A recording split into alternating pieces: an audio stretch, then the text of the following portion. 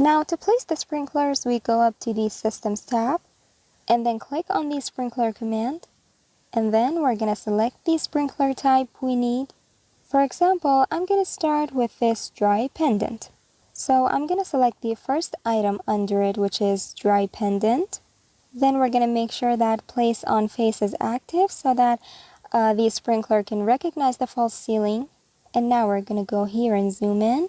And since we're going to be following the plan, we're going to go precisely on the center of the circle in the plan, which indicates the sprinkler, and then click.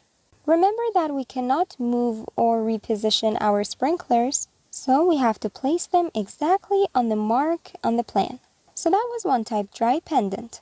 So now we're going to select this dry pendant on drop and put it next to the previous one so we can tell the differences. Now I'm going to select the next one, dry pendant on drop with guard, and put that one over here. And then select the last one, which is this dry pendant with guard.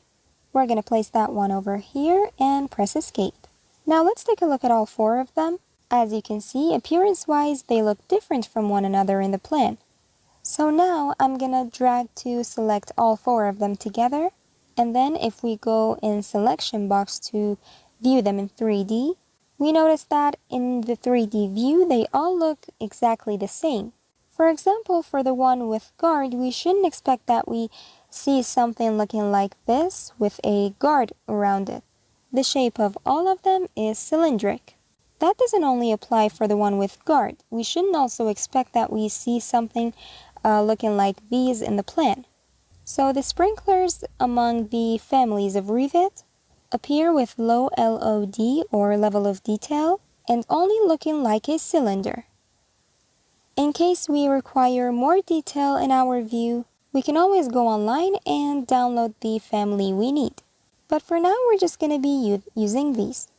Alright, so depending on the requirements of the project, we can choose a type among so many different others, like dry pendant on drop with guard, or dry pendant with guard. So far, we've seen nothing about the sprinklers being with guard or not. So I'm just going to go with this dry pendant type. I'm going to select the extra 3 and delete them. Now I'm going to go to the sprinkler command again. And if you take a look at here, you know that I just used dry pendant. If you recall previously, I told you that if nothing else comes after the name, it means that the sprinkler is sticking out the ceiling. We have this type semi-recessed, which means that only half of the sprinkler will be sticking out. So I'm going to place that one here. And then let's go to the one that said fully recessed. Let me find it. And place it next to this one. Now we're going to try to see the differences between these three. I'm going to create a section, click, and click. Let's also minimize our section. Then right-click and go to View. Now take a look at here. We said that this one is fully out the ceiling. This one is semi-recessed, so half of it is out. And then there's fully recessed, which is completely inside the false ceiling. So this is the difference between these three types we have. So I'm going to go back to the plan, then delete these two. And again, the plan says nothing about whether the sprinklers should be recessed or not. So I'm just going to go with this dry pendant, which was completely out the ceiling. We're going to go to the Systems tab again and the sprinkler command. And which one was it? We were trying to place this one. So I'm going to go over here according to the plan. And on the center of the circle, we're going to click.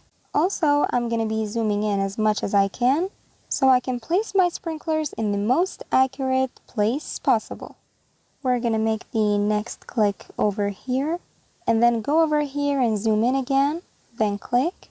Then let's go up here and click again, and then go up here and click. Then I'm going to go over here and click. And we have two more up here. So we're going to click, and then the last one, we're going to click. So we have to place every single sprinkler in the plan with the utmost attention, with zooming in and finding the most precise and accurate location for those sprinklers. Now let's go take another look at this section we were looking at.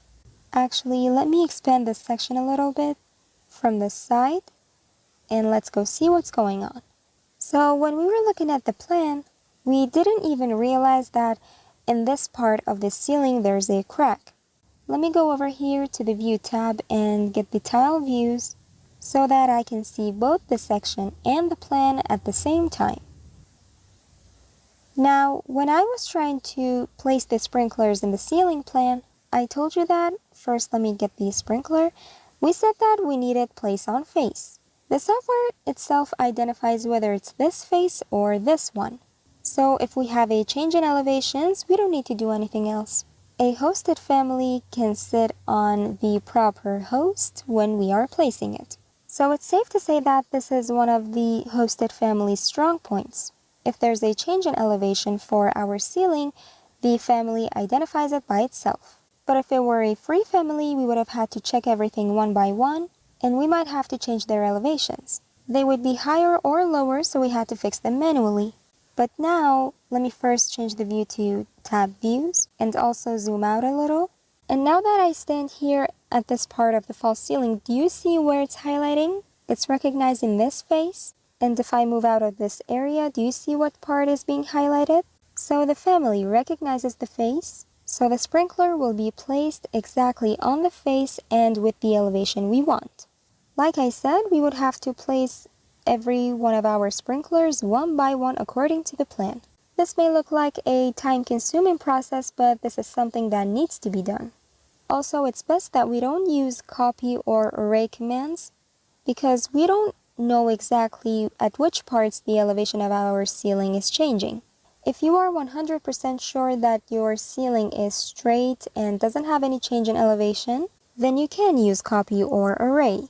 But if you did have changes in elevations like we have here, then you would have to know where those changes and breaks are, and then be able to place your sprinklers considering those numbers. So overall, this is all something that you have to do. Even if it's time-consuming for you, you still have to go to every single one of these sprinklers in the plan and place them. Also, as we've mentioned before, starting with placing the fire protection items starts with placing these sprinklers.